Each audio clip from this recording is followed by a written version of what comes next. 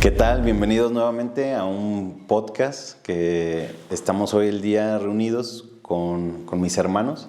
Es un día pues placentero para mí, ya que yo soy el hermano menor y bueno, se los voy a presentar. Mi hermano mayor es Jaime García Figueroa y mi hermano de en medio es Miguel García Figueroa. Y bueno, pues, ¿cómo están? ¿Qué tal si empezamos presentándose primero? Iniciando contigo, Nico. Bueno, yo soy Jaime García Figueroa, soy cirujano urólogo y he hecho una especialidad en urología pediátrica, tengo un adiestramiento en cirugía laparoscópica avanzada y hace poquito hice un adiestramiento en Madrid sobre cirugía de próstata en tipo OLEP y es prácticamente a lo que me he formado al día de hoy. Ok, súper. ¿Tú, Miguel? Yo soy Miguel Figueroa. Casi nunca en mi vida, me han dicho el apellido García. Entonces yo como que me he acostumbrado siempre que soy Miguel Figueroa nada más. Incluso en la escuela militar siempre me decían Figueroa y en los trabajos de aviación Figueroa también. Entonces como que el García la verdad que está raro pues, pero nunca nadie me lo ha dicho hasta que ahorita tú me lo estás diciendo. Entonces pues bueno, me llamó la atención. Entonces bueno, yo soy Miguel Figueroa, yo estudié para piloto aviador y en mi escuela, que era una escuela militar, también estaba pegada a una licenciatura que se llamaba Licenciatura en Ciencias Militares, que si lo pasamos al ámbito civil es como si fuera la licenciatura en Administración de Empresas, ¿no? Entonces, bueno, me dediqué a la aviación 12 años y pues, finalmente me regresé aquí para iniciar con este proyecto que se llama Centro Médico. De acuerdo, muy bien. Pues, y bueno, pues ahora sí que entrando un poquito en materia, para ti, Jimbo, ¿qué fue o cuándo fue el momento que decidiste ser médico? ¿Cuál fue o por qué tomaste ese camino? ¿Cuándo fue y por qué tomaste el camino de ser médico? Bueno, la historia real es que yo nunca quise ser médico, yo quería ser arquitecto. A mí me gustaba mucho una persona que se llama Carlos Calatrava, perdón. Es un español y me gustaban mucho sus diseños. Entonces yo siempre quise ser arquitecto y como se van las matemáticas, pues por ahí. Pero mi papá, que es el doctor Sandoval, que es cirujano, cuando yo terminé la preparatoria, él me dijo que si yo estudiaba 6 meses medicina, él me iba a conceder un carro, que era un Platina Nissan, y que ya si no me gustaba, pues que al final de cuentas me podía regresar a la arquitectura. Entonces me metí a medicina y estudié en la Autónoma de Guadalajara y pues se me hacía bien sencillo. Entonces en esos tiempos era un poquito fiestero, salía todo, pero pues las calificaciones se daban y pues un semestre se convirtió, cuando ya terminé el semestre le dije a mi papá, oye, pues ya no quiero estudiar, me quiero ir a arquitectura, y me dijo, échate otro semestre ya, para que empieces como en julio, y eso un semestre se pasó un año se convirtieron en 2, se convirtió en una carrera y así sucesivamente.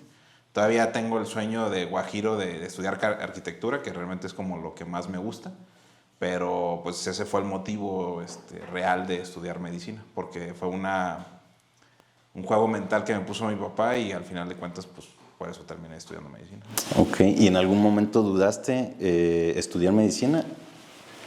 Todavía al día de hoy lo dudo. O sea, no es algo que me encante, es una carrera muy matada, pesada, requiere mucho compromiso. Hay cosas que no me convencen por completo, pero si yo a lo mejor me preguntas, ¿volviera en el tiempo y volvería a hacer? Probablemente no. O sea, probablemente sí me iría por el tema de la arquitectura. Pero ahorita pues estoy muy contento con lo que estoy haciendo y ya estoy aquí, entonces lo disfruto pues, al máximo, ¿no? Entonces también he aprendido a querer a la profesión y pues también eso también nos enseña que no siempre obtenemos lo que queremos. Entonces, pues si la vida te da limones, pues haz limonada, ¿no? Claro, claro. ¿Y del Platina que estás diciendo es el Platina que destruiste tú? Sí. Sí, fue un Platina que no le di servicio como en un año y ya cuando ya casi estaba desvielando, entonces No, pues sí, se desveló, ¿no? No, casi. Sí. Sí, pues es que yo te hablo cuando yo estábamos en Guadalajara, entonces estábamos en Guadalajara y yo estaba saliendo del TEC de Monterrey, los 3 somos egresados del TEC de Monterrey. Y para mí era tener un carro, era así como, ¿no? Entonces, me dio donde él sabía que yo iba a aceptar y ahí fue, exactamente. ¿Y tú, Miguel? Pues ahora sí que, ¿en qué momento decidiste ser piloto aviador? Pues también como Jimbo, yo no quería ser piloto aviador. fue por una casualidad tras otra. Entonces yo estaba estudiando la prepa en León, luego el último año me mandan a Guadalajara y justo al lado de la prepa de Guadalajara estaba la escuela de aviación, que es la Escuela Militar de Aviación. Entonces, todos los días se escuchaban los avioncitos y se veían pasar por ahí. Entonces un día dije, pues bueno, voy a ver ahí qué hay. Y pues me la pintaron muy bonito. O sea, me pintaron así, sí. Casi va a ser Tom Cruise aquí y está muy, muy padre todo esto. Y obviamente pues ya la realidad es otra historia, ¿no? Pero pues fue por eso, o sea, fue porque la escuela estaba al lado de la prepa. Entonces, aunque también cabe resaltar que en un examen de estos que te preparan para la carrera, para que sepas qué vas a escoger, no me acuerdo cómo se llaman, me salió a mí, eso yo estaba como en tercer semestre de la prepa o cuarto, y me salió así de que carrera elegir, ya después del examen y todo eso, decía piloto aviador o astronauta. Entonces eso creo que tampoco nunca se los había contado a ustedes, pero sí fue la primera vez que yo escuché la frase piloto aviador. Entonces dije, caray, y algo que sí hice en ese examen, ¿cómo se llamarán esos exámenes? Son exámenes... Sí, no. No, son como para elegir, sí, ¿no? Como te dirigen vocacionales. Ajá. Que exactamente son exámenes vocacionales para que se vea el perfil que tienes. Y entonces la maestra nos dijo, tienen que escribir, o sea, tienen que dar las respuestas lo más honesto que puedan para que el examen pues sea real. Entonces dije, bueno, pues sí, pues lo voy a hacer. Y sí fui lo más honesto yo que pude. Y yo creo que por eso me salió eso. Pero también hasta la maestra cuando me sale el resultado, me dice, pues ¿qué te salió a ti? Y ya, pues tal, como que también la maestra se extrañó y me dijo, ¿sí contestaste con verdad? Y yo, sí, te lo juro que contesté todo con la pura honestidad, o sea, honestidad total. Y me dijo, bueno, entonces esa fue la primera vez que yo escuché esa carrera. Ya luego pasa el tiempo, o sea, 1 año y medio, tal vez 2, y ya fue que me encuentro en esta situación de Guadalajara, ¿no? Y ya, pues bueno, ya por eso, y ya inicié a hacer los exámenes para entrar a esa escuela, que duraban como 6 meses ese tipo de exámenes, y fueron 6, y no, la verdad siempre pensé que se iba a pasar, y ya simplemente entré, y así como Jimbo, o sea, fui un día, porque pues yo nunca fui de que me gustara la aviación de antes. Casi todos los pilotos en su historia, de cuando les preguntas lo mismo, de por qué estudiaste ser piloto, te dicen, es que yo desde chiquito quería ser piloto, es que yo vi un avión, es que mi papá fue piloto. Todos tienen esa historia de que desde niños, pero yo absolutamente nada, y de hecho pues ni siquiera me gustaban los aviones ni los carros, no me gustaba absolutamente nada de ese tema, entonces sí fue como mera casualidad pues. Ok. ¿Y ese examen que dices del vocacional lo hiciste en la prepa o ahí en...? En la Prepa Tec en León. ¿A ti también te hicieron ese examen? ¿Quién sabe? Pero pues lo más... Es que yo sí estaba bien metido en lo de arquitectura. O sea, como me gusta mucho el diseño y las matemáticas, a mí me vuela la cabeza ver cómo construyen algo y que con ecuaciones y eso se mantenga de pie y ese tipo de cosas. Y yo en la prepa viví con una persona que estaba estudiando arquitectura y yo me desvelaba con él. A veces hay unas materias que tienes que construir como una torre con palillos y si aguanta, pasas la materia. Entonces a mí eso me vuela la cabeza. O sea, a mí eso se me hace lo más asombroso que hay. O sea, más que cualquier cosa se me hace así increíble, ese tipo de cosas. Ya. Y volviendo a la segunda pregunta contigo, Miguel, ¿tú en algún momento sí dudaste en seguir estudiando aviación o siempre...? Pues por la escuela en que me metí, que estaba pesado pues, pero fue más que nada por eso, como que me la pensaba en seguir, pero ya cuando empecé a volar, o sea, ya como tal el vuelo real, desde el primer minuto me gustó mucho. Y de hecho, desde mi primera hora de vuelo, el instructor, que se llama Israel Flores, que ustedes yo creo que se acordaron de él, tenía un nickname, el Dover. El Dover me tocó era un súper instructor, y desde el primer vuelo me dijo, a ti se te facilita, ¿no? Entonces ya después yo preguntando a otros compañeros, pues sí, su primera hora de vuelo pues es así desastrosa, pues, ¿no? Y yo, pues no, entonces me dijo, pues me acuerdo que me dijo eso, ¿a ti se te va a facilitar o se te facilita? Y tan. Entonces ya desde ahí, pues le empecé a agarrar gusto a todo lo del vuelo, pues. Ya, pues sí son dos profesiones que tienen un instructor que te lleva a operar, ¿no? Porque a ti tu instructor te llevó a volar un avión y a ti un instructor primero te enseñó a operar, ¿no? ¿Tú te acuerdas del primer cirujano que te enseñó a operar un ser humano? Sí, el maestro Gómez en Toluca, en el HGR del Seguro Social. Estábamos en jornada acumulada y estaba con Antonio Martínez, que ahorita él también es urólogo, es andrólogo, se hizo en Puigverd, en Barcelona, y hacemos la guardia juntos. Entonces, en uno de los primeros fines de semana, el doctor nos dijo, oigan, simios, vengan para acá. Y va a haber un catéter Tenkov. Un catéter Tenkov es algo muy sencillo. De hecho, a veces en algunos hospitales los médicos internistas lo cambian en la misma habitación. Entonces, me acuerdo mucho que nos dijo, si 2 simios llegaron a la luna, que ustedes no puedan operar a este paciente. Entonces, literal fue como me dijo, pues ¿quién? Y Toño era un poquito más cohibido, un poquito más reservado. Ahorita ya maneja muchas redes sociales y todo, o sea, ya cambió mucho. Pero era una persona, pues, interactuaba menos, ¿no? Entonces, él tenía mucho más conocimientos, él era muy académico y era como más así como, pues vamos a aprender a ver qué es la aventura, ¿no? Y en cuanto dijo el doctor, ¿quién? Y yo dije, yo. Entonces empezamos a operar y y esa fue la primera cirugía. Obviamente nos costó, había que invitarlo a desayunar o a comer, no me acuerdo.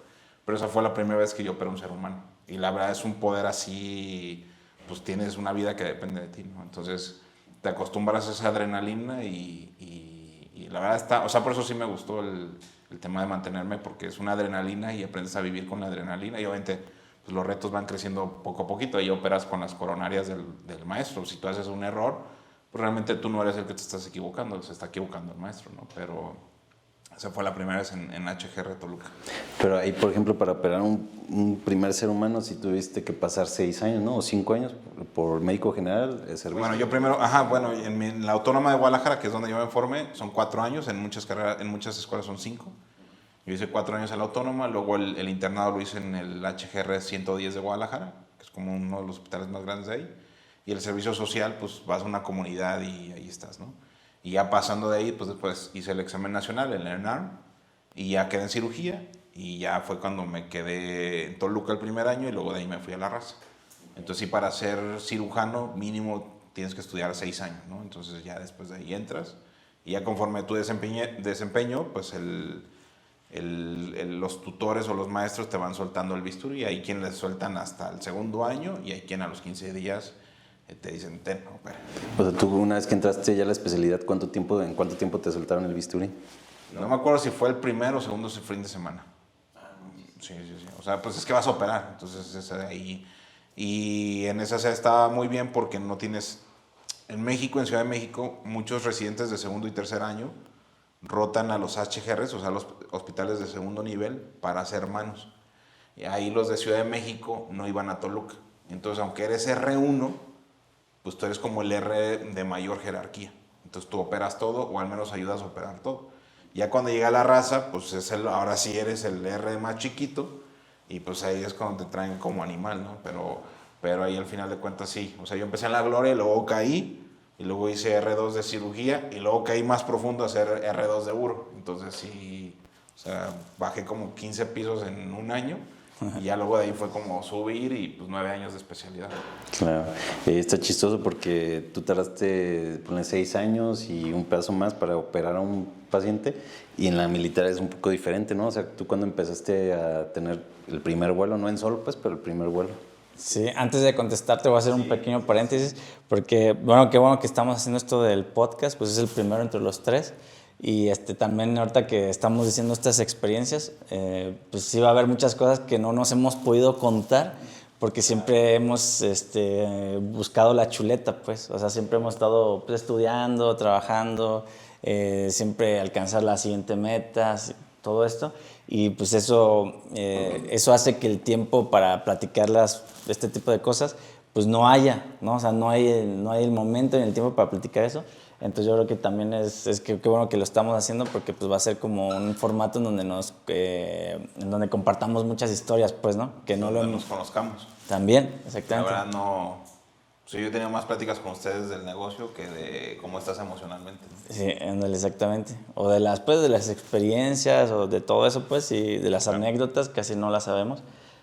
Porque también, pues, aquí en la chamba, pues, ya pues, es pura chamba y es hacer lo que se tiene que hacer y listo, ¿no? Ya no queda tanto tiempo para lo demás. Entonces, pues, bueno, qué bueno que estamos haciendo esto. Y, pues, bueno, agradecerte, Mo, que estamos aquí. También agradecerte a ti, Jimbo. Pues, hay que darle en este nuevo formato. Y bueno, también aquí al equipo de marketing, también agradecerles a ti, Sai, a ti, Nan, a ti, Pati, que también ustedes pues, son parte de este proyecto.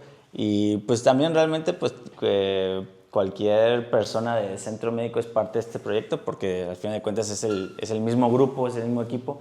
Entonces este simplemente es un canal más, pues, ¿no? Claro, sí, ahora sí que todo lo que tuvo que pasar para conocernos, ¿no? Porque pues sí, como tú lo dices, los últimos 7 años siempre ha sido, bueno, antes de esos 7 años, pues cada quien estaba, yo estaba en Canadá, duré 10 años allá, Jimbo estaba en México, en Guadalajara, pues en Guadalajara estuviste también 10 años, ¿no? Más o menos. En Guadalajara viví 23 años. 23 años, y sí, no manches. Y tú, Miguel, estuviste en Ciudad de México, en Daytona, en Guadalajara. Sí. O sea, sí compartíamos, pero sí, así como lo que estamos haciendo ahorita, creo que no es algo común que hagamos, ¿no? Sí, no, los tiempos eran limitados, pues, ¿no? O si íbamos de fiesta, pues era la fiesta, lo que pasara ahí, y al día siguiente ya cada quien tenía que hacer lo suyo otra vez y tan, ¿no? Pero bueno, para contestar la pregunta que me... Bueno, repíteme la pregunta. Sí, la pregunta es, bueno, en medicina son 6, 7 años para que empezaste a operar a un paciente, pero en la aviación yo me acuerdo que como que al año ya estabas volando aviones. Ah, sí. Pasas el primer año, que es el año de novato, y ya el segundo año ya empiezas a volar. Entonces, Bueno, es porque tú estudiaste en la Fuerza Aérea. En Fuerza Aérea, ¿no? O sea, el gobierno, pues. Ah, sí. Milicia, militar, Sí. pues. O sea, porque en una escuela privada había sido muy diferente, ¿no? Ah, sí. En una escuela privada creo que primero haces el curso teórico, que puede ser pues de 3 meses a 6, y ya luego empiezas lo práctico. Sí. O sea, ves más rápido, pues. O incluso si el curso teórico te lo avientas muy rápido, bueno, pero creo que el mínimo es 3 meses. Ya la verdad no me acuerdo muy bien, pero mínimo 3 meses de curso teórico y ya luego te pasan a volar. Ok. ¿Y empezaste a volar, o sea, tú eras el copy, o nada más ves, o No, si te lo prestan, desde el principio te prestan, desde la primera hora de vuelo te están diciendo, a ver, jálale, muévele, empújale y así. Y bueno, también le voy a aprovechar el formato para mandarle un saludo al Dover, que espero que algún día nos vea. Fue yo creo que el mejor instructor que me pudo haber tocado, y también por él pues cada vez me gustó más la aviación, pues porque él tenía muy buenos como frases que te hacían sentir bien con el avión, como por ejemplo te decían, el avión es parte de tu cuerpo, ¿no? Entonces no lo vueles como si fuera una máquina rústica, así, vuélalo como si fueras tú, que las alas fueran tus manos. Entonces ese tipo de frases pequeñas, pero eran buenas, al menos en ese momento, y pues te va inspirando, te va motivando y así. Entonces por eso, pues bueno, el saludo, espero que te llegue, Dover. Hace mucho que no nos vemos, pero bueno, espero que algún día nos veamos pronto. Sí, y ahorita que tocas eso de las frases, ¿hay alguna otra frase que te acuerdes que se te quedó? Pues también es como decían, tienes que tratar el avión como a tu chamaquita, así decían. O sea, como tratarlo muy, muy suave, no maltratarlo y así. Pero hay un montón, o sea, en la aviación como en la medicina y como cualquier otra industria, hay un montón de frases. Sí.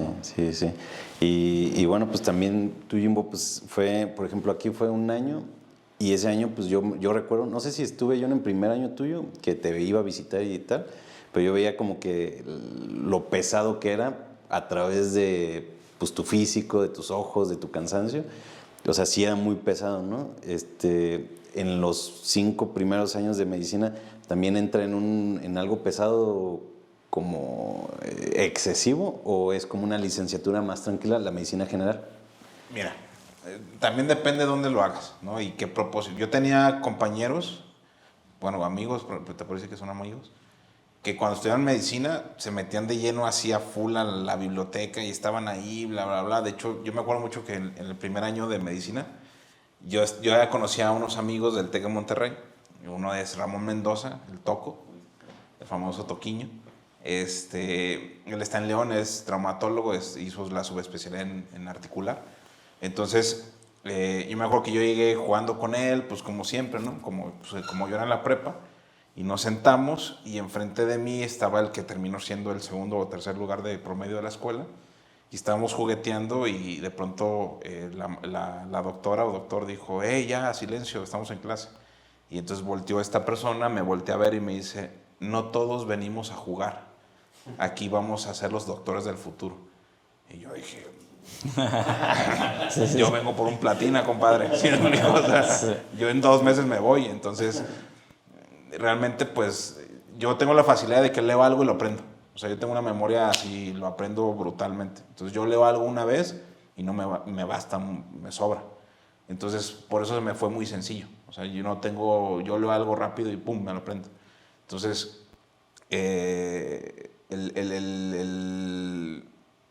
yo la fui sobrellevando 8, 9, 8, 9, 8, 9. Yo sentí el bajón cuando llegué al internado y como me tocó un muy buen hospital, yo iba con gente que realmente se estaba tomando en serio la carrera. Entonces en el internado nos sentaban y decían, a ver, esta enfermedad, háblenme de ella. Y los 11, habíamos 11, 12 en el lugar, y 10 levantaban la mano y yo me trataba de hacer lo más chiquito posible para que no me vieran. Yo sobreviví al internado de otras formas, porque en la casa en la que vivíamos, pues había ciertas facilidades, una alberquita, asadores. Entonces yo, como no sabía nada, y ahí en el hospital donde yo estaba, los que, como dice Miguel, si mis amigos me van a ver, éramos la mitad de la autónoma, privados, y la mitad de la UDG.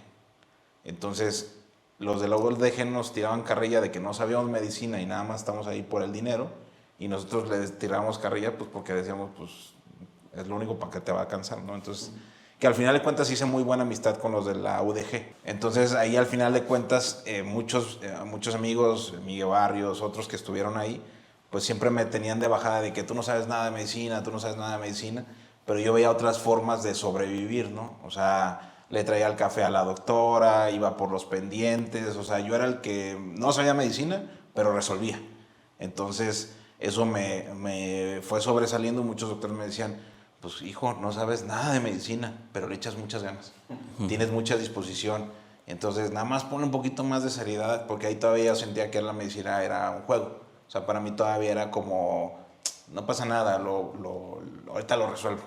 Entonces fue como ir avanzando, y te digo, yo sobreviví porque se me daba. Si yo hubiera tenido dificultad de aprendizaje, yo no hubiera terminado ni el primer semestre. Entonces sí, cuando llegaba, ya para terminar, yo llegaba a ver calificaciones en la autónoma antes. Bueno, lo más seguro es que todavía es igual.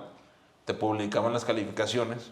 Entonces yo con mis amigos muchas veces llegaban medios crudones a revisar las calificaciones, y mis amigos revisaban de atrás para adelante. O sea, veían de los 6 para arriba y decían, pues aquí estoy. Y yo normalmente llegaba y me buscaba de adelante para atrás. Entonces yo estaba en medio de gente que le echaba muchas ganas, y muchos me decían, es que ¿cómo le haces? Porque nunca, o sea, vas a clase porque Dios es grande, siempre estás de fiesta, juegas los fines de semana, de hecho, con los Bacachos United, se llama nuestro equipo. De hecho, alguna vez Miguel jugó con nosotros, y me decían, es que nunca te veo estudiar y siempre estás arriba. Entonces yo decía, pues pongo atención, leo y vamos. Entonces por eso llegué a esos puntos, ¿no? Pero sí, obviamente hay gente que sí se tomó en serio las cosas, y esa gente terminó en lugares muy serios. O sea, ahorita están unos como jefes de Sergio, que también estuvo conmigo en el TEC de Monterrey, ahorita es el jefe de enfermedad de mama en el Instituto Nacional de Cancerología. Subirán está pues en el Subirán. O sea, hay mucha gente que sí se tomó en serio la carrera, y ahorita son los investigadores que van a resolver las enfermedades del mañana. O sea, son unas cosas muy arriba, y están en puestos muy importantes en hospitales muy importantes de Ciudad de México. Entonces, la carrera de medicina es tan pesada como tú la quieras llevar. Ok. Y pues ya para pasar la especialidad, pues también no todos pasan el examen ENARM, ¿no? Pues es algo muy difícil, y ya pasas y bueno, ahí empieza, yo creo, o por lo que yo recuerdo, es como lo más pesado, lo más difícil de un médico, ¿no? No tanto como lo de la medicina general, sino ya la especialidad. Bueno, yo aprendí medicina preparándome para el nacional, porque cuando yo terminé el servicio, yo me quedé estudiando en Guadalajara y hice un curso que se llama CTO, que es para hacer el MIR en España. Te dan la opción de hacer el MIR. Pero yo, como toda mi vida haciendo el mínimo esfuerzo sacaba 9, pues dije, esta va a ser la 29ª vez que va a pasar. Entonces, cuando hago el nacional, quedo en trauma. Y yo no estaba convencido de ser traumatólogo. De hecho, en mis tiempos ponías 2 especialidades, la primera opción y la segunda. Y si quedas en una de esas 2, ya ahorita es muy diferente, la verdad no sabría decirte cómo es ahorita. Pero en ese momento quedé en trauma y no quedé convencido. Entonces, mi papá otra vez se acerca conmigo, me dijo unas cosas que en su momento me dolieron muchísimo, porque, pues sí, me dijo cosas que no me gustaron, que eran verdad, pero no me gustaron, y me picó en el orgullo. Entonces me picó en un punto muy vulnerable que yo tenía en ese momento, y yo me envalentoné y dije, okay, ¿crees que no puedo? Ahí te va. Entonces le dije, me voy a quedar en Guadalajara, y si no paso, renuncio a la medicina y me pongo a trabajar donde tú quieras, o estudio otra carrera. Y fue cuando me volví loco y me encerré en la casa. De hecho, no sé si alguna vez vieron fotos donde han visto la película de Beautiful Mind, donde empieza a escribir como sus ecuaciones en las ventanas, y yo empezaba a estudiar y apuntaba todo en ventanas y en cristales. Entonces me bajaba y leía y estudiaba de lunes a sábado 8 horas diarias, 4 en la mañana y 4 en la tarde. ¿Y cuál fue el resultado? Fui el lugar 43 del Nacional. Hicimos el examen 50 y tantos mil y fui el 43. Entonces ahí, al final de cuentas, fue como que yo me demostré que si me ponía bien al tiro, sí podía dar eso. Y eso también a la misma parte me enseñó lo mediocre que fui toda mi vida. O sea, fue como yo mismo darme cuenta de, ve lo mediocre que fuiste 20 y tantos años de tu vida, cuando nada más era hacer un poquito más de esfuerzo. Y cuando me lo tomé en serio, pues 43 del país. Entonces, eso fue como, ya cuando vi el resultado y se lo llevé a mi papá, o sea, él con una sonrisa me dijo, ¿qué te costaba? ¿No? Entonces, pues sí. Claro, y ahí también hay algo como muy común en la aviación y en la medicina, porque fueron 53,000 aspirantes, ¿y cuántos pasaron? Pasan 3,000 cacho. Bueno, en mis tiempos, ¿no? Ahorita ya es bien diferente, pero en mis tiempos eran como 3,000 cacho. Y también en aviación, ¿no? O sea, porque también yo recuerdo que, ¿cuál era el proceso para pasar a ser piloto? Porque sí son muy exigentes, ¿no? Sí, la cantidad primera no me acuerdo, pero sí va pasando cada examen, que son 6, y van, o sea, son filtros. Pero sí, tal vez desde el primer filtro, pues sí, tal vez 50,000, yo creo, lo mismo. Y ya terminas, nada más en mi generación entramos 230. De 50,000. Sí. Pero ustedes sí les viene así que no tengas el pie plano y que no estés ciego y que no estés chueco y cosas así, ¿no? Sí, todo eso. Pero tú tienes un pie así, ¿no? No, sí te checan todo eso. Y fíjate que ahorita que estamos diciendo lo que estamos comentando, también este podcast es que ya habíamos dicho tú y yo, es también para que las personas sepan pues que somos personas normales o muy abajo de lo normal, pues, o sea, no hay como nada especial, pero es justo lo que acaba de decir Jimbo, de que si haces un poquito más, ¿no? Aquí en México, y sí, la neta, estamos muy acostumbrados a hacer lo mínimo necesario o abajo de lo mínimo. O sea, eso sí, yo creo que todos los mexicanos hemos visto eso, pues. Entonces también, qué bueno que se abre este formato, pues, para nosotros poder contar nuestras experiencias y que la gente sepa, pues, de que no fuimos superdotados, ni superinteligentes, ni nada. O sea, ni siquiera venimos de familia, pues, rica o adinerada. Así, apellidos compuestos, Ponce de León, del Castillo. Sí. Así, ¿no? Sí, no, o sea, cero. Realmente, así como en un universo paralelo, nosotros estábamos destinados al fracaso, ¿no? Pero pues lo que vamos a contar en este podcast, pues se va a ver cómo nosotros fuimos cambiando nuestra propia historia, pues, ¿no? Y listo. No, sí, y eso que dices, yo creo que enlaza como a la siguiente pregunta, porque yo también al principio, yo recuerdo que yo le batallaba un buen para la escuela. O sea, yo fui la persona que pues hice el mínimo necesario, en serio.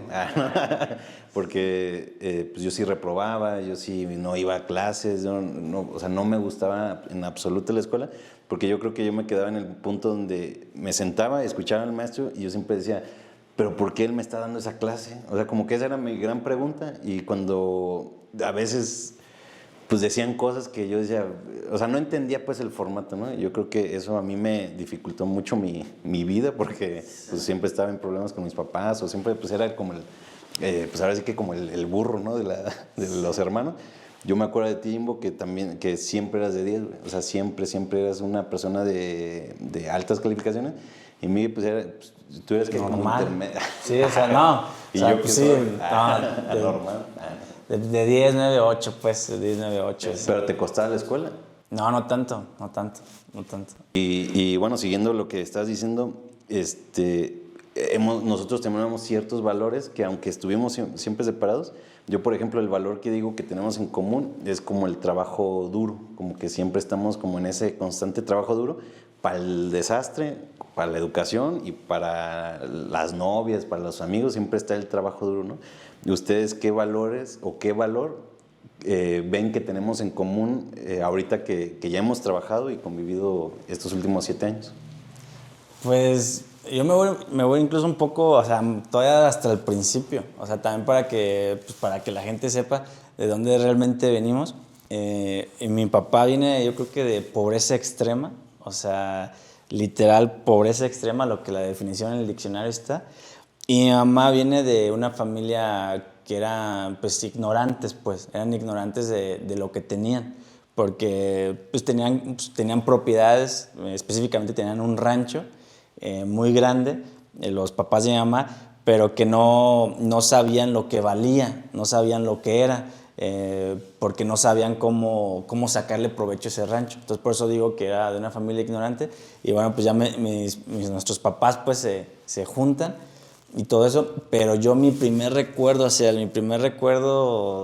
como de la vida es estar una parte obviamente en Chetumal, Quintana Roo, que fue donde yo nací, o sea, como un recuerdo vago de la casa donde estábamos, del sol, de la andadera donde estás, pues de Jimbo, obviamente, porque pues tú todavía no nacías, pero recuerdo así como muy poquitos recuerdos de eso, pero ya mi primer recuerdo así bien claro fue en un departamento aquí en Moro que estaba súper feo, que tenía casi techo de lámina. En la González Ortega. Ajá, González Ortega. Sí, una puerta como de aluminio con vidrio, y eran como 2 cuartitos nada más, y ya toda la familia ahí viviendo.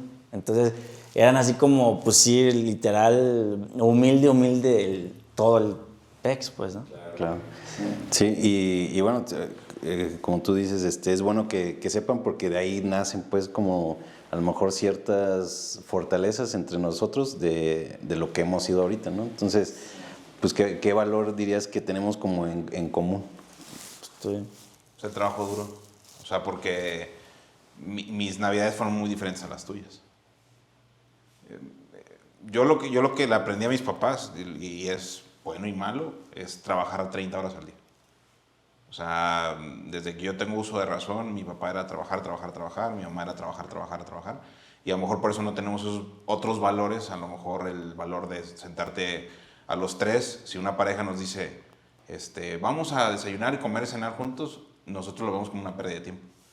Y a lo mejor otras personas dicen, no, ¿pero por qué? Porque yo hago lo que yo aprendí, ¿no? Entonces, en ese momento, yo estaba entrando a la escuela.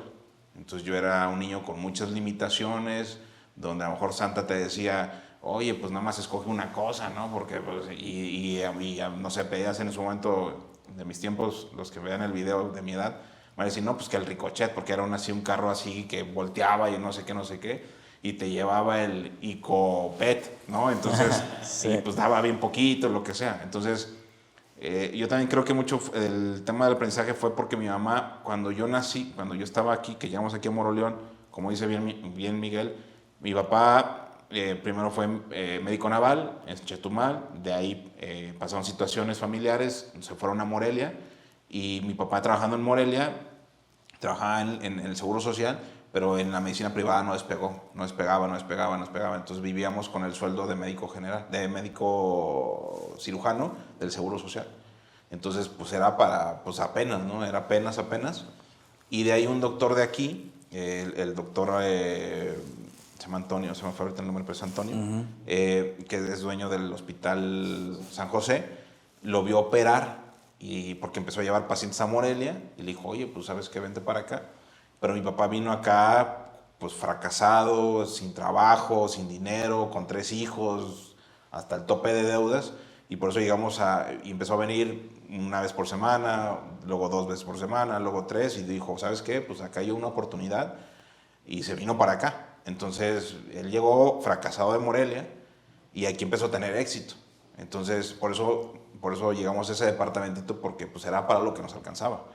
Entonces, a base de trabajo arduo y duro, mi mamá en ese momento no trabajaba, y empieza mi papá como cirujano, y luego mi mamá empieza a trabajar en un hospital, en un hotel que se llama La Excelencia. Excelencia de América, porque mi mamá es licenciada en turismo. Entonces ella estuvo trabajando en Camino Real, en Ciudad de México, por mucho tiempo, y entonces la persona que es dueña de ese lugar, pues se conocieron, bla, bla, bla, y le dijo, oye, ¿sabes qué? Pues administra, maneja lo que tú quieras, gustes y mandes. Y empezó a trabajar ahí. Entonces ahí fue cuando a base de trabajo empezamos a crecer. Entonces yo algo que vi desde chico fue trabaja. Cuando ya empezó el proyecto aquí en Clínica de Corta Estancia, tú ya estabas más grande y a diferencia de mí, mi mamá, yo hacía una bolita mal y cortaba las hojas y me decía hasta lo que me iba a morir y bla, bla, bla. O cuando ya llegaba mi papá le decía, este hijo de tal por cual sacó 9. Y mi papá se encojonaba y me decía, vamos a estudiar. Capitales del país, no me equivocaba, 50 lagartijas y te ponías a hacer lagartijas, ¿no? Entonces, obviamente en ese momento a lo mejor tenían un poquito más de trabajo porque pues el proyecto iba empezando, bla, bla, bla. Pero ya cuando te tocó a ti, pues mi mamá tenía 2 pisos de hospital, era supervisora de las 2 o 3 secretarias que tenía. Entonces, pues era como, pues yo la veía y yo me acuerdo que le decía, oye, es que conmigo fuiste un tirano, así no permitías un error, o sea, fuiste así cuadrada. Y a Mauricio le dices, creo que mañana tienes clase, pues que Dios te bendiga. Entonces también por eso fueron esos, aunque somos hijos de los mismos papás, yo tuve un papá muy diferente al de Miguel y muy diferente al tuyo, y tuve una mamá muy diferente a las de ustedes. Entonces, por eso aunque venimos de la misma casa, tuvimos formaciones bien diferentes. Sí. Pero yo creo que el valor ya para terminar yo creo que el valor que tenemos en común es el trabajo, porque es lo único que yo vi. Trabajo. Y ese trabajo yo entendí, trabajan mucho, hay este premio. Trabajas mucho, hay este premio. Entonces, pues al final de cuentas decías, pues así es en la vida, ¿no? Entonces fue lo que me fomentaron y fue lo que he desarrollado, pues, hasta el día de hoy. Sí, y yo también comparto con Jimbo eso del valor del trabajo duro. Yo creo que también es algo que nos caracteriza. Y también pegado al recuerdo que les dije hace rato de que de la techo de lámina, puerta de aluminio, no sé qué, me acuerdo que cada año mejorábamos con familia en ciertas cosas. O sea, cada año había algo mejor, algo más, algo mejor, algo más, hasta de repente un punto en que ya nos cambiamos a una casa. Y así, y todos los años tengo un recuerdo de que cada vez estábamos mejor, ¿no? Entonces, eso también, como dice Jimbo, pues sí veíamos que el trabajo, o sea, que trabajar duro había como un premio, ¿no? Entonces eso también se nos quedó grabado, se me quedó grabado a mí, porque yo también recuerdo, de ese recuerdo que les digo, de la puerta de aluminio, yo teniendo 5 años o 6, sí me acuerdo haber pensado, esto no está tan chido. Yo sin nunca haber visto en mi vida una casa mejor, una familia mejor, nunca, o sea, con 0 contexto, pero sí yo me acuerdo haber dicho, esto no está tan chido, ¿no? Uh-huh. Sí, pues al principio vivía hasta una persona, ¿no? Que pagaba la luz. Ya poco a poco se fue saliendo. Se fue retirando. Sí. El trabajo duro creo que ha sido algo... Yo la frase que me acuerdo mucho es que llegaba mi papá y mi mamá siempre decía, no lo molesten porque está cansado. Esa es como la frase que yo recuerdo. Yo de la casa de la González Ortega no recuerdo así al 100%, ¿no? Pero bueno, ya ahorita que Ricardo Salinas está como muy de moda en redes sociales, él dice, el progreso lo crea el inconforme. Y yo soy un inconforme, ¿no? Entonces, ¿De qué estamos inconformes o cuál es nuestra inconformidad con el país, con México? ¿Qué dirían? Pues yo ahí me gustaría responder primero. Yo creo que estamos inconformes de todo, ¿no? O sea, sí. Cada vez que yo tenía un vuelo a un país diferente, lo que sea, un país mejor, más, pues sí, de mejor calidad o más progreso, yo en vez de pensar, me quiero quedar en ese país, yo pensaba, México no tiene menos que ese país y por qué estamos tan mal, ¿no? Entonces yo siempre decía, podemos mejorar en esto, podemos mejorar en aquello. Entonces la respuesta de qué estamos inconformes, o al menos yo diría de todo. Estoy inconforme de todo. ¿Y qué quieres mejorar? Quiero mejorar todo. Ok, sí. ¿Será un valor eso? ¿La inconformidad no es un valor? Yo creo que aquí en México sí es un valor. Hasta es un verbo, ¿no? Sí. Ok, ¿y tú, Jimbo, qué dirías con lo de esa frase de Salinas? ¿Y cuál es la frase otra vez? Dice, el progreso lo crean los inconformes y yo soy un inconforme. Sí, ¿no? Porque, o sea, tú te puedes quejar, pero también depende qué haces con esa queja, ¿no? Entonces trabajas, te quedas llorando, pides dádivas, etcétera, etcétera, ¿no? Entonces, yo entiendo hoy más que nunca que la frase, la persona que es pobre es porque quiere, ¿no? Porque también importa mucho un contexto donde estés rodeado, tu familia, el apoyo, etcétera, etcétera. Antes había más posibilidades, ahorita ya está un poquito más complejo. Cada vez más difícil, ¿no? Pero al final de cuentas, pues sí, la inconformidad es la que te lleva a salir adelante, ¿no? Como decir, ¿por qué estoy aquí? Yo siempre, a lo mejor ya varios de ustedes me han escuchado esta frase, mi punto de mayor inconformidad es, yo soy R2 de Uro, Stephanie, mi mujer, está embarazada, no, mentira, ya tenemos una nena, estamos viviendo con sueldo de residentes en Guadalajara, y yo estaba pasando probablemente el peor momento de mi vida. Me acuerdo así perfectamente que no teníamos nada más que un carro, y me acuerdo que más de una vez yo le dije a Stephanie, necesito que esta semana comas con tu mamá porque no tenemos para el súper. Entonces, te estoy hablando 2014, 2015.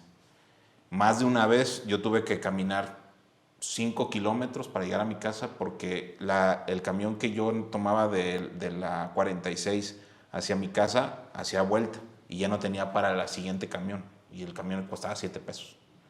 Entonces yo caminaba 5 kilómetros y ese día me acuerdo que estaba de malas, nos hicieron regresar porque no me acuerdo qué pasó en la residencia. Me subo al camión y se sube una persona prácticamente cruda, borracha, vomitada, apestaba a cigarro, así.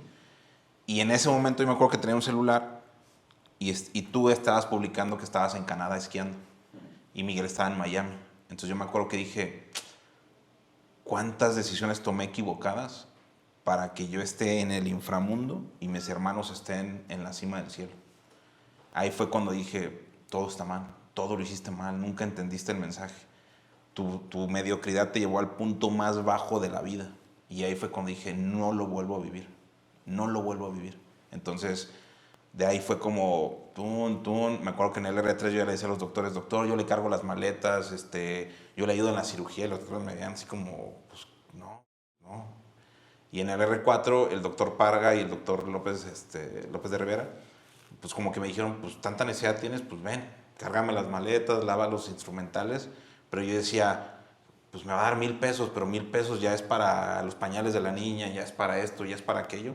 Entonces yo vine así del inframundo y ya en el R4 el doctor Parga me decía, pues si tan necesitado estás, pues vete por ahí a una cliniquita ahí en los pueblitos de Jalisco y la gente pues no tiene para pagarle a un urólogo, entonces vete de R5 y diles, oye, pues ya casi soy un urólogo ¿verdad? Te va a cobrar 20,000 pesos, yo te voy a cobrar 5,000 pesos. Entonces empecé a hacer eso y pues ahora sí que con el apoyo de él o otros doctores, el doctor Alex Beas, el Sadibola y otros médicos que me veían con esa necesidad de salir adelante,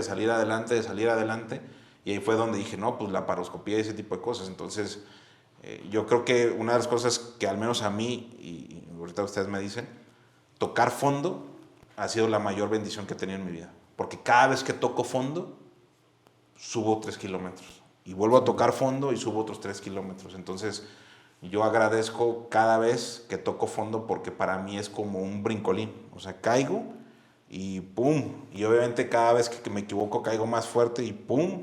Y de pronto me vuelvo a encontrar y me vuelvo a encontrar y al final de cuentas también es la resiliencia de que eso también me lo aplaudo, como dice Snoop Dogg, y al final de cuentas me quiero agradecer a mí mismo, ¿no?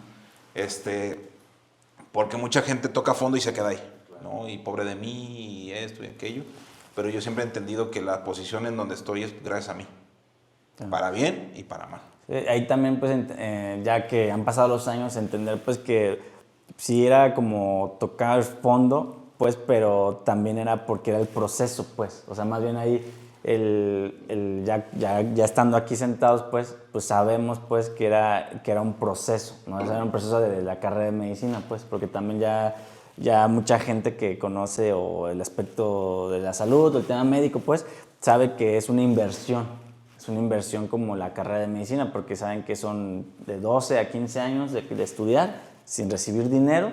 Entonces, punto, en el caso en caso específico, una persona ya puede tener 33, 35 años percibiendo muy poquito dinero, cuando una persona de 23, 24 ya está ganando un sueldo, digamos, normal, pero le lleva 12 años, 10 de diferencia. Entonces, pues obviamente van pasando los años, la persona que va ganando dinero pues se va viendo muy alta en comparación al médico, porque el médico se puede decir que está aquí como ese limbo en el inframundo. Entonces esta persona que ya va ganando dinero por 10 años, pues lo ves lejísimo, dices, no manches, ya está súper, ya lleva 10 años trabajando.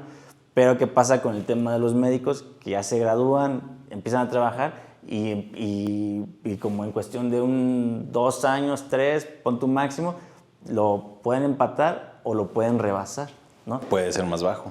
O puede ser más bajo, pues también, pero ajá. Yo creo que a mí lo que me costó fue las decisiones equivocadas de casarte antes de tiempo, tener una hija antes de tiempo, porque muchas veces les pica pues es que ya todos se casaron, es que esto y aquello. Yo siempre les digo, ¿quieres un buen consejo? No te cases y no tengas hijos hasta que no tengas tu casa y tu carro.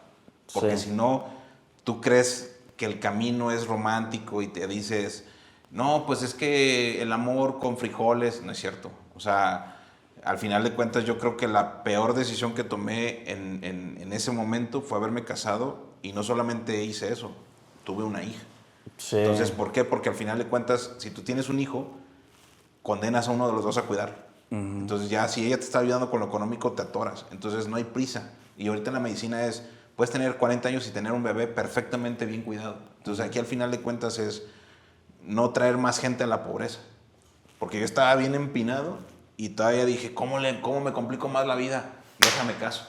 Y no, me hace falta más dificultad, tengo más hijos. Sí. Entonces ahí al final de cuentas por eso el tema de la inteligencia emocional y saber que a algunos nos va a tocar ser papás, a otros no. Son muchas circunstancias, ¿no? Y hay gente que yo conozco muy valiosa que dice, bueno, yo no tengo la economía, la solvencia, me da para mí, mi pareja, vivamos felices, seamos contentos, bla, bla. Entonces, sí, de por sí la medicina es compleja. Pero si tú te la llenas de más trabas, por no saber decir no y cuándo sí y cuándo no, pues se vuelve más complicado. Porque yo te aseguro que mis compañeros de la residencia, cuando me decían, eres R2 de uro y tienes una niña, yo llegaba sin dormir 5 días y Stephanie me decía, te toca.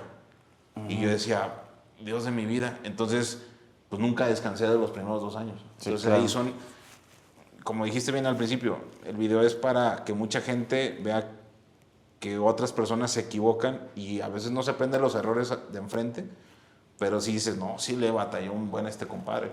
Sí, no, yo estoy seguro que con nuestras anécdotas, con nuestras historias, mucha gente sí se va a identificar porque obviamente estamos hablando de un tema terrenal. O sea, a diferencia de cualquier otro lugar o cualquier otro podcast o cualquier otro tipo de personas, pues tal vez sí entiendo cuando dicen es que hablan del privilegio, ¿no? Nosotros también con este formato la gente se va a dar cuenta que estamos hablando puramente de la realidad y de lo terrenal, ¿no? Entonces ahí pues también va a ser como algo bueno pues para la gente que nos pueda llegar a escuchar, de saber que estamos hablando puras cosas reales, sí también en algún momento pues pesimistas, porque pues todo en Latinoamérica en general, pues es como que empiezas de lo difícil, de lo duro, de lo rudo, Entonces, yo creo que por ahí mucha gente se puede identificar con nuestras historias.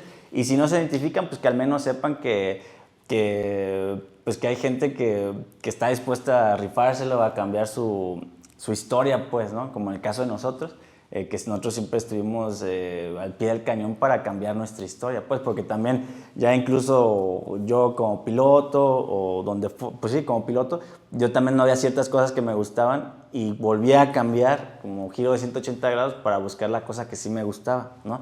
Entonces, donde también muchas personas pues se quedan como en la zona de confort, pues, ¿no? Claro, sí, porque también es difícil, pues, como dice Jimbo, llegar a un punto bajo y aceptar crecer, porque sí. Yo creo que yo lo que he aprendido en estos años ha sido lo que dices, como que es un proceso, y si no tienes como la guía de los padres en ciertos temas puntuales, no nos dicen desarrolla la inteligencia emocional, por ejemplo, y yo hoy entiendo que el proceso cuando es sano es porque desde muy temprana edad entiendes lo de la inteligencia emocional, porque ahorita también en un curso que estamos tomando de finanzas con personas pues muy capacitadas, pues lo primero que hablan es déjame hablar de la inteligencia emocional porque de ahí se van a derivar muchas decisiones. Entonces, yo creo que nos hubiéramos facilitado todos más si nos desarrollan esa parte, ¿no? Y también en Canadá, yo ahí sí tuve el privilegio pues, de conocer gente que se casaba a los 45 años, a los 40, 42, y ellos te decían, pues es que ya a los 45 años ya tengo todo, entre comillas, ya tengo una vida más suave. Si no me fue súper bien, me fue bien, y si me fue mal, pues también voy a ser capaz de decir, no, pues no me puedo casar, ¿no? Entonces, aquí a veces lo que hacemos es pues, casarnos a temprana edad. ¿A qué edad te casaste? A los 25. No, como 28, 27, 28. Un poco tan joven. 27, pero pues es que es el contexto de la medicina, ¿no? Sí, que estabas 27, estudiando, 28. pues. Sí, pero es como si... O sea, yo me casé como cuando alguien dice, voy a empezar a hacer la carrera de administración de empresas. O sea, por eso lo hice completamente a destiempo, ¿no? Pero vuelvo a lo mismo, o sea, la peor equivocación luego fue mi motivación. Porque ya cuando tuve a la niña enfrente y dices, ¿y ahora qué voy a hacer? Pues es trabajar, porque no te queda otra. O sea, no, y fue como yo la volteé a ver y necesito trabajar más. Y pues es fecha que ella es mi mayor motivación. O sea, cuando me siento cansado, literal, basta ver una foto de ella y digo, no vas. Y cuando Stephanie me dice, no, es que ya estoy cansada y no sé qué, le digo, no, es que tú dijiste que conmigo, sin mí o a pesar de mí ibas a sacar esto adelante. Entonces, no se vale de cansarse, no se vale decir, porque los papás no tenemos derecho a enfermarnos, a morirnos, a ser alcohólicos, a hacer eso, porque tus hijos te necesitan un buen. Entonces, yo con Stephanie es un tema que siempre tengo de no podemos cansarnos. Oye, pero es que no se puede. Hasta que ya la niña pues tenga su carrera, su maestría, su vida, lo que sea, dices, bueno, pues ya ahora sí echarnos en la cama, ¿no? Pero sí es un compromiso de vida, pues. Y ahora, con esta inconformidad, si nos enfocamos un poco más a lo que estamos haciendo aquí como en el hospital, ¿cuál es la inconformidad que hemos encontrado los tres desde nuestros 3 puntos de vista diferentes o de de nuestra diferente profesión? ¿Qué es lo que estamos viendo que está mal en el sistema de salud? Todo. Pues yo voy a aventar el primer gancho. Yo creo que la inconformidad más grande es de que el especialista le miente a los ojos al paciente. Sí. No, sí. Eso yo, sin ser médico, sin ser enfermero, lo he notado. Y pasa mucho en pleno 2026, en pleno todo, y el especialista le sigue mintiendo al paciente por llevarlo al quirófano y sacarle X cantidad de dinero. Entonces yo creo que esa es como una inconformidad muy grande y pues no sé, o sea, a la fecha todavía como que no hay una solución completa, ¿no? Que obviamente pues estamos hablando es que yo siempre le digo luego a la gente, así como en abogados, también en pilotos, seguramente conoces muchísimos pilotos que pues tienen la licencia pero no la deberían de tener, ¿no? Que no son tan buenos, ¿no?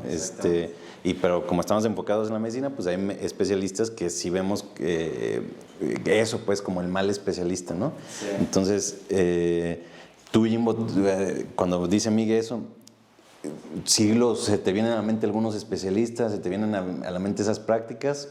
¿Lo has visto, no lo has visto? ¿Qué dices? Bueno, obviamente no voy a decir nombres, pero Pero esta es la lista. Mira, mis maestros siempre me decían, sé honesto y háblale con la verdad a tu paciente. Y si no necesitas la cirugía, no la necesita. Pero te va a tomar confianza y te va a decir, venga, ahorita no me toca, pero tengo un compadre que está viviendo exactamente lo mismo y a lo mejor ahí sí le toca. Entonces ahí al final de cuentas,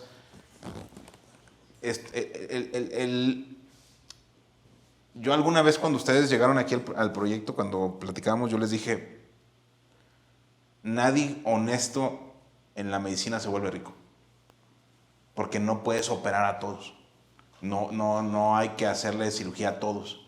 Entonces, no hay que hacerle hemodiálisis a todos, no hay que hacer muchas cosas. Entonces, yo me acuerdo mucho que al principio cuando empezamos con el proyecto de cómo gestionar un proceso de promotores de la salud y todo ese tipo de el triage y todo eso, me acuerdo que de tus primeros promotores me decían, doctor, es que está bien difícil porque yo le envío 20 pacientes y opera uno.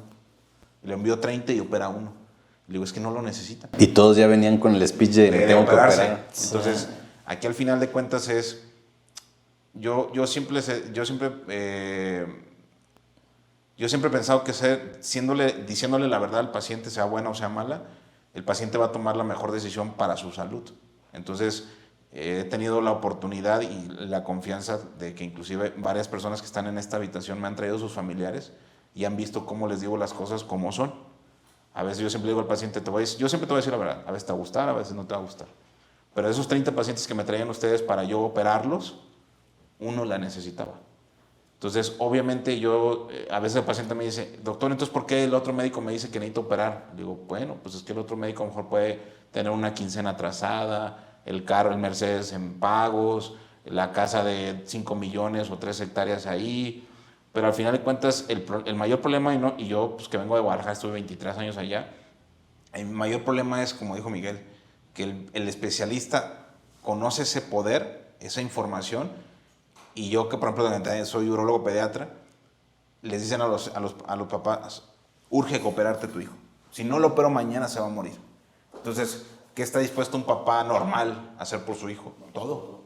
Entonces, muchas veces allá en Morelia llegan con maletas de Lázaro Cárdenas, de Ixtapa, y me dicen, doctor, es que mi hijo se va a morir mañana, porque, a ver, espérate, ¿qué tiene? No, pues una criptorquidia. ¿Y qué edad tiene? 11 años. No, hija, pues llegaste 9 años tarde. O sea, ¿y ahorita qué quieres que haga? No, es que lo tienen que operar ayer. No, a ver, espérate, o sea, sí se tiene que operar, pero vamos a hacer esto, vamos a hacer aquello. Entonces, juegan con la ignorancia, porque no tienes por qué ser médico, tu arquitecto o licenciado, y juegan con el miedo de las personas. Y entonces hay gente que ha hecho millones, pero millones, jugando con esas cosas. Entonces yo cuando llegué aquí notaba un abuso excesivo de muchos especialistas. Aquí en esta población hay gente que tiene una especialidad y hace cesáreas, pone yesos, o sea que uno dice, Dios de mi vida, o sea, ¿qué estás haciendo? Urólogos, cirujanos, gastros, que dices, ¿por qué te metes en esos temas? Entonces, yo creo que este hospital empezó a crecer porque la consigna inicial fue, no mintamos al paciente. Y cuando inclusive también Miguel no llegaba y traíamos un nuevo especialista, yo le decía, oye, nada más no se vale una cosa, no le mientas. No le mientas, o sea, sea honesto, si necesita la prótesis, ok, si no la necesita, ok, si necesita la hemodiálisis, ok, si no la necesita, ok, pero sea honesto. Y yo como tuve mucha formación, yo los cachaba así, entonces dices, no, es que estás jugando. Entonces muchos llegaron, tocaron base, duraron 3 pacientes y se fueron, porque vieron que no podían hacer eso aquí. Y eso es algo que nos ha hecho crecer mucho como empresa, porque el hacer las cosas bien, diciendo la verdad, pues obviamente al principio no te conviene, porque ya perdiste varios pacientes, pero conforme va pasando el tiempo, pues te empieza a convenir, ¿no? Entonces sí, el speech desde un principio sigue siendo el mismo que ahorita, es a los especialistas no mientan, no hagan lo que no tengan que hacer, a los médicos generales igual, e incluso hoy yo tuve un trabajador que se acercó conmigo y me dijo, te quiero ser honesto, creo que está pasando esto por cosas que él estaba escuchando por otro lado. Y cuando yo le dije, no, eso no es lo que está pasando es esto, lo que tú sabes que aquí se hace. Y ella dice, bueno, sí es cierto, tienes razón. O sea, realmente yo me estaba ya yendo como con la finta de que alguien me dijo algo pues que no era cierto, pero lo vine a aclarar contigo y le dije, sí, en efecto, no es cierto, lo que sí es cierto es lo que ya tú sabes que aquí se hace, ¿no? Entonces ya esa persona pues se va más, o sea, llegó como media, no asustada, pero pon tú, llegó como conflictuada y ya la persona ya se fue como normal. Y digo, pues perfecto. Entonces yo creo que sí es algo que ha hecho crecer a Centro Médico de Alta Especialidad, hacer las cosas bien y hacer lo mejor posible, pues, y ser honestos. Sí, y fíjate que hay un porcentaje, porque todo lo tenemos en gráficas en Monde, y el paciente referido es un porcentaje altísimo. Entonces, nosotros podemos hablar de eso, por ahí les podemos compartir pues como en el sistema cómo está, pero el paciente referido es un canal de ingreso de pacientes altísimo. Entonces, nosotros podemos decir lo que sea, pero pues hay un hecho, hay algo factible que aquí el hospital está creciendo mucho porque el familiar recomienda al familiar y el familiar y el familiar.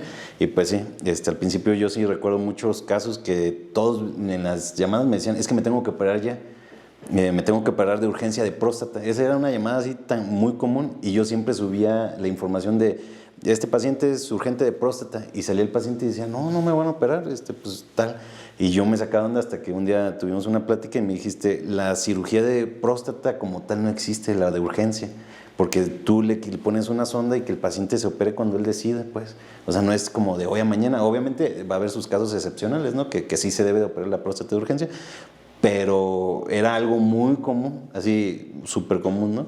Pero bueno, pasando un poquito más ya a la operación como tal, operar a un niño, ¿qué es porque ahí estás tomando decisiones, ¿cómo sabes que estás tomando una buena decisión cuando estás con por ejemplo, una complicación de un niño? Porque pues tú operas niños ¿de cuántos meses es el más chiquito que has operado? De cosas así. Pues los puedes operar desde que nacen, ¿no? Pero ¿a qué te refieres como una complicación? Como, o sea, ¿cómo operas a un ser humano? ¿O cómo te da el temple de operar a un ser humano? ¿O qué pasa en tu mente cuando vas a operar a un paciente? Porque ahí también el ego se tiene que ir de un lado, ¿no? Tienes que entrar frío. No sé si me doy a entender la pregunta. Mira, el conocimiento. O sea, el conocimiento te da certidumbre. Cuando tú dominas algo, lo expresas, lo hablas, lo platicas. De hecho, por eso yo fui maestro de la autónoma, porque tenía el conocimiento, pero me costaba mucho hablar enfrente de la gente. Entonces un maestro me dijo, tienes que saber hablar en público. O sea, haces todo esto, pero no lo sabes expresar. Pues, entonces, cuando di clases en la autónoma de Guadalajara, en el servicio de urología, pues me di cuenta que lo dominaba y que me gusta la docencia y me gusta explicar. Y quien me ha escuchado una consulta dice, pues parece una clasecita, ¿no? Entonces, porque me gusta que el paciente entienda, y si tú le das la información al paciente, toma la mejor decisión. Yo siempre pongo el mismo ejemplo. Tú ibas a tocar a un mecánico y te quedas con el mecánico que te dice, mira, este cable va para acá, hace esto y esto y esto. Entonces, cuando tú prendes el acelerador, por eso, y dices, me sabe explicar, y si me lo sabe explicar y sabe hacer que yo lo entienda, entonces lo domina. Entonces, no me da miedo operar las cosas que sé, porque las sé. Si tú me pones a operar una vesícula, pues lo voy a matar, ¿sí me explico? Entonces, yo sé perfectamente cuáles son mis fuertes, mis débiles. En algunas cirugías, los pacientes de robot los llevo con gente que hace y domina el robot. O sea, y también la humildad yo siempre les decía, no soy el mejor urólogo del mundo, ni cerquita. O sea, a lo mejor quien vea el video los últimos 5 minutos va a decir, no, esos creen que todos los... No, soy superhumano, me equivoco, tengo complicaciones como cualquier cirujano, pero también hay una ley en la cirugía que dice, al único cirujano que no se le complican las cosas es al que no opera. Entonces, obviamente, conforme vas haciendo mayor expertise, tienes menores complicaciones, pero si tú dominas algo, prácticamente llega al punto donde lo operas con los ojos cerrados. Entonces, porque se vuelve tu día a día, entonces el margen de errores es menor. Y cuando tu equipo ya te vio operar las mismas cosas, ya saben qué vas a pedir, cómo lo vas a pedir, y entonces se vuelve una dinámica automática. O sea, yo volteo y ya más extiendo la mano y el doctor Pedro Lázaro me pone la cosa que ya sabe que voy a utilizar. Entonces ahí es cuando se vuelve un reloj suizo. Entonces funciona cuasi perfecto todo y entonces se lleva. Entonces la gente de afuera ve un retote, pero para ti es hacer unos chilaquiles. Sí, pues ya vamos a ir cerrando el episodio, pero y también en toma de decisiones, por ejemplo, ¿qué se siente tomar decisiones difíciles volando, pues? Para volar, pues como aprendí yo muy chico, o sea, ya a los 19 años estaba volando, pues para mí siempre se me hizo pues relativamente sencillo pues el vuelo, pues, ¿no?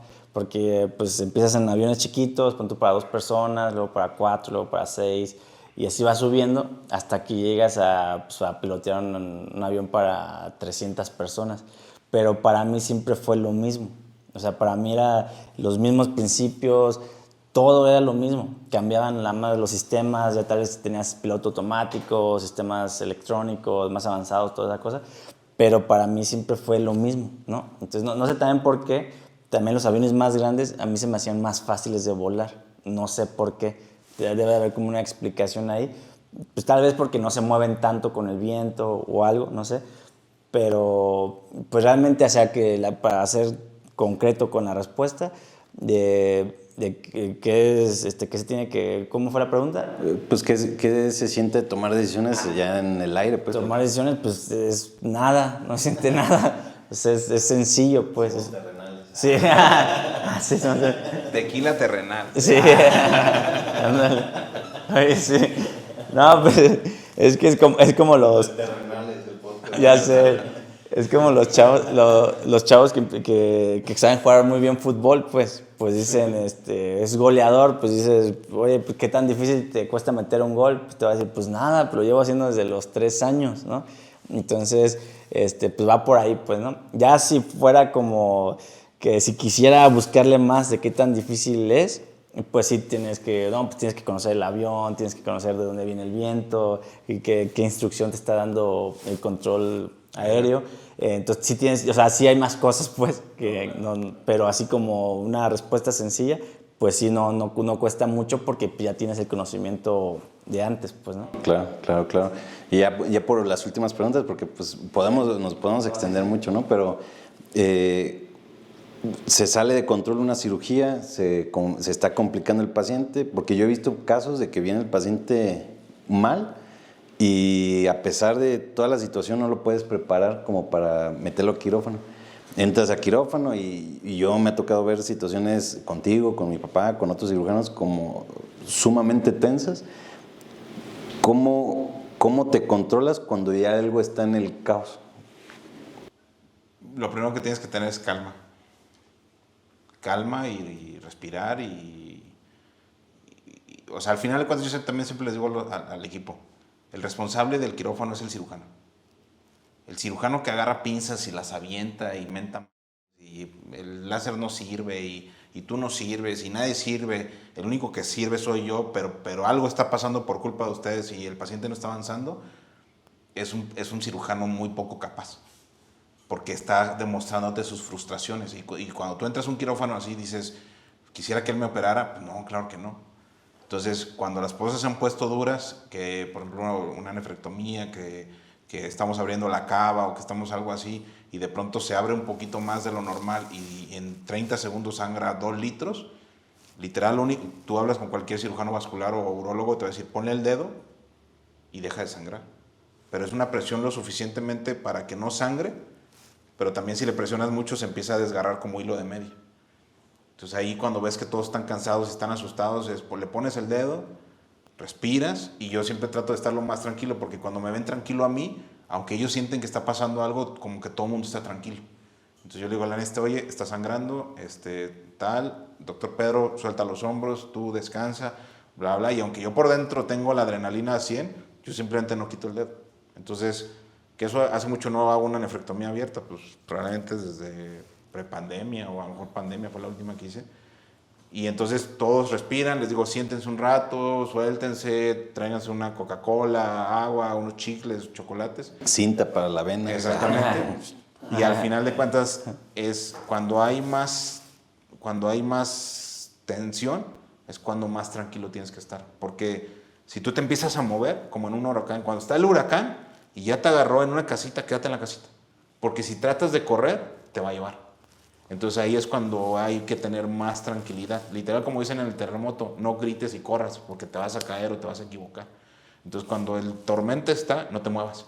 Sí. Quédate ahí y ya cuando pasa la tormenta, de pronto como que todo era lluvia, torbellino, bla, bla, bla, y no veías por dónde. Entonces cuando pasa la tormenta, dices, si me voy por ahí y hago esto y le meto por acá y paso ahí, llego a donde quiero llegar. Pero si vas en la tormenta, te vas a equivocar. Entonces, lo único que tienes que tener es tranquilidad, confiar en lo que sabes, saber que estás preparado para ello, porque si no, mejor ni te metas. Ya para terminar, mi aportación es, un cirujano siempre me decía, un buen cirujano no es el que sabe operar, sino que el que sabe resolver sus complicaciones. Entonces, para que tú digas que sabes operar una nefrectomía, tienes que saber reparar una cava, tienes que saber reparar un vaso ilíaco, tienes que una vena, una arteria. Si no, no puedes decir que lo sabes hacer. Entonces, si tú sabes resolver tus propios problemas, tus propias dagas, sabes operar esa cirugía. Sí, y regresándolo con las frases, pues en la aviación también hay una frase que es, hay fuego, calma, hay más fuego, más calma. Entonces, sí, y gracias por compartir. También yo me acuerdo una vez que me contaste la historia de que, pues, que se volteó el avión. Sí. Entonces, por ejemplo, en esa situación que se voltea el avión, que cae, tú ahí cómo tomas decisiones para que no explotara. Pues eso lo podemos dejar para el siguiente episodio, porque pues sí, ahora sí que hay mucha tela de dónde cortar, afortunadamente. Entonces yo creo que sí, lo podemos dejar para una siguiente vez y listo. Va, de acuerdo. Entonces, pues, algo que le quieran decir a la gente, ¿qué quisieran que la gente se quedara con esta plática? ¿Algo que le quieran comentar? Pues yo quisiera decir que tenemos un país hermoso, con todas las posibilidades del mundo, pero tenemos que accionar, o sea, accionarnos nosotros para crear esas posibilidades, esos empleos, esos negocios, esa infraestructura.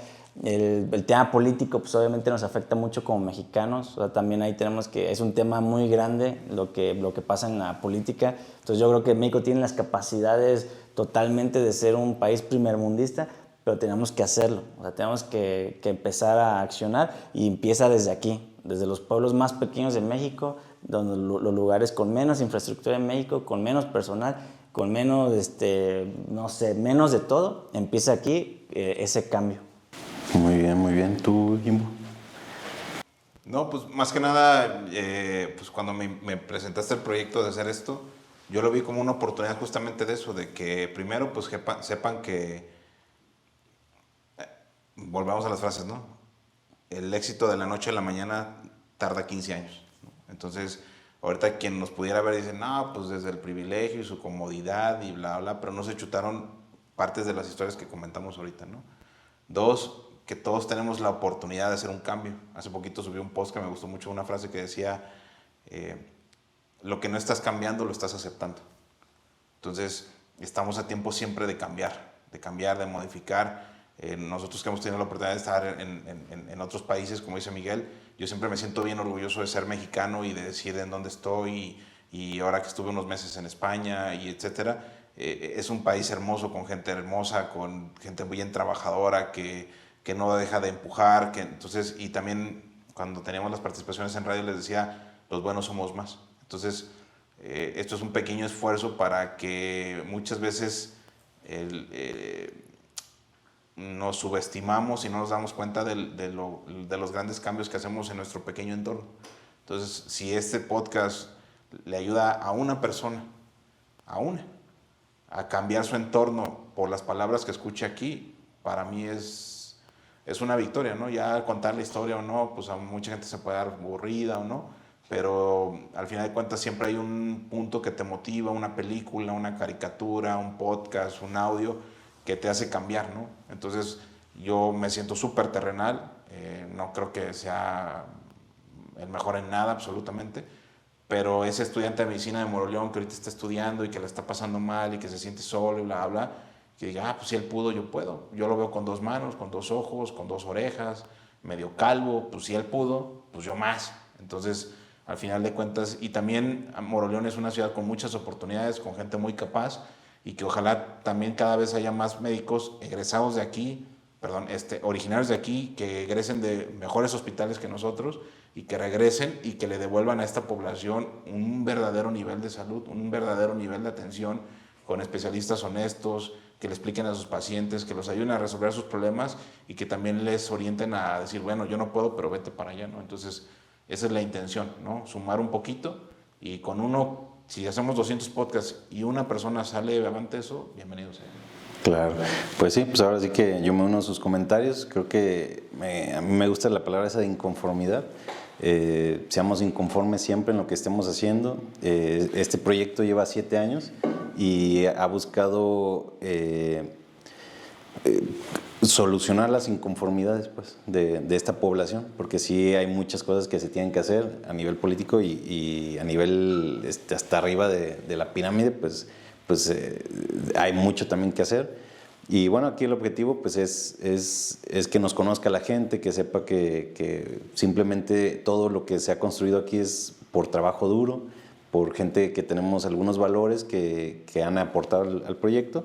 Y bueno, que seguimos educándonos, porque es algo que yo creo que tenemos algo en común también, es como la educación continua, pues sí, nos seguimos educando y pues no dejamos de chambear, ¿no? Entonces, pues tenemos mucho que platicarle a la gente, cualquier tema que ustedes quieran saber, las historias de Miguel, de piloto aviador en la Fuerza Aérea o en la privada como instructor, las historias también de Jimbo que pues también hiciste la subespecialidad y bueno, tenemos muchas cosas que podemos compartirles, ¿no? Y bueno, pues cualquier cosita lo leemos en los comentarios, compartan, denos ahí por ahí un like y bueno, nos estamos viendo en el siguiente episodio. Nos vemos. Tequila, Gracias.